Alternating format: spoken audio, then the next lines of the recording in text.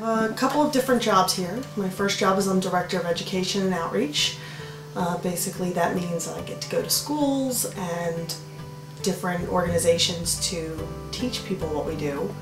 I also get to go to community events and host events for our shelter to educate the public on animal welfare issues, adopting pets, bringing an animal in, any of the services that we offer here.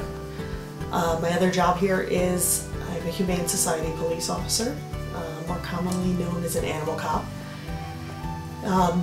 where we investigate cruelty throughout the entire county, and I'm one of four officers at our shelter. We were incorporated December 18th, 1912, so we're coming up on our 100th anniversary. I believe they bought this location sometime in the 1930s, but we originally started out as a shelter for women, children, and animals, and then back in the 30s we had to pick and choose what we wanted to concentrate on, so we went with the animals instead of women and children. Since then, we've been really involved with animal law. This past October, Pennsylvania's laws for commercial breeding kennels changed. All of the regulations and the stipulations they have to for kenneling those dogs have really gotten a lot tighter. Our shelter personally took in about 107, I think it's 107 dogs that were puppy mill breeders. After seeing the conditions of these dogs, I was appalled. There was we got one in, it was a Bichon, I believe, that had a broken jaw.